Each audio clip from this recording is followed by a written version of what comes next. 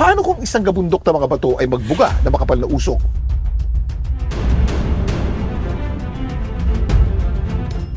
Narinig niyo na bang Smoky Mountain of the South?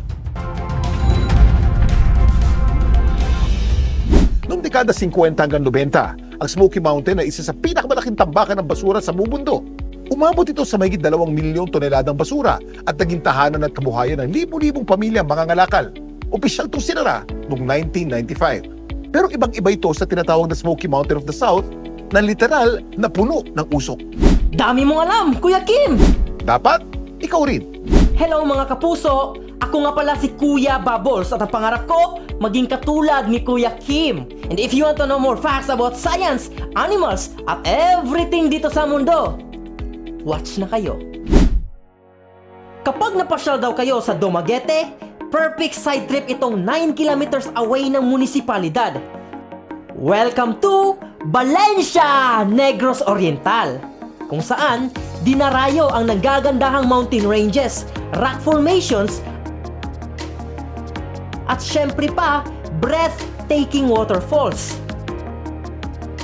Dahil nasa highlands, damang-dama ang lamig sa Valencia. Sa katunayan, binansagan pa itong Little Baguio sa Visayas. May isang tabing kalsada raw dito na pagkakapal-kapal ng hamog.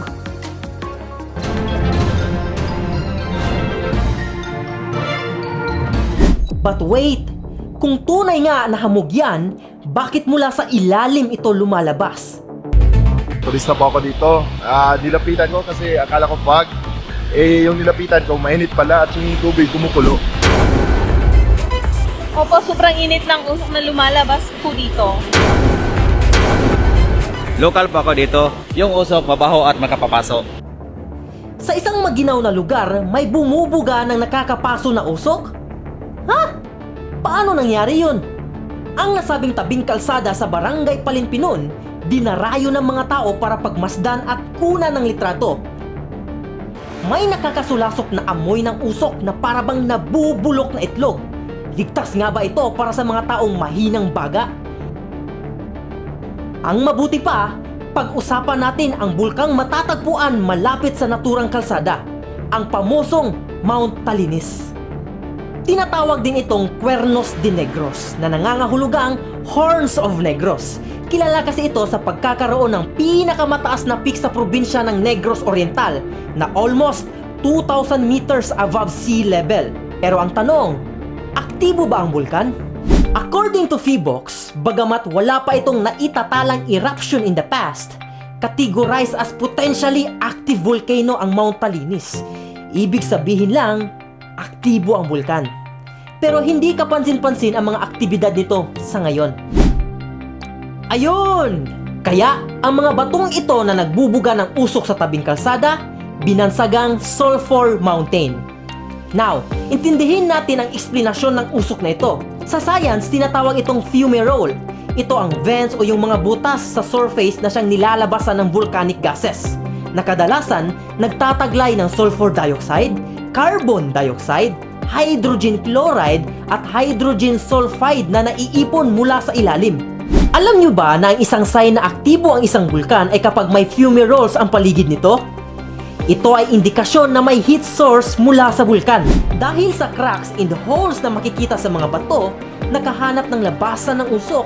Dahil naman sa magma, umiinit ang groundwater sa ilalim at nagkakaroon ng steam na humahalo rin sa sumisingaw na gases na siyang dahilan kaya ito'y mainit.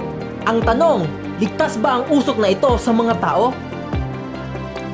Nag-imbita kami ng mga eksperto para inspeksyonin ang konsentrasyon ng sulfur at iba pang chemical dito. We have there the steam, which is composed of water, and we have the main component there is hydrosulfide. Hydrosulfide is an acid.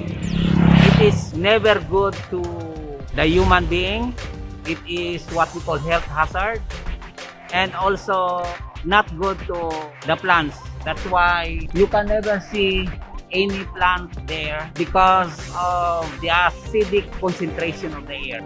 Bukod sa umuusok na mga bato, ang ganitong volcanic activity rin ang nasa likod ng sikat na hot spring sa paanan ng Mount Talinis sa Valencia. Pero may paalala ang mga eksperto sa mga turista na nais makita ang Sulphur Mountain. Never advisable. So exposure would be less than 5 minutes, especially if the direction of the air is toward the person. Sa susunod na makapasyal kayo sa probinsya ng Negros Oriental, bisitahin nyo rin ang Sulphur Mountain and appreciate its power and beauty.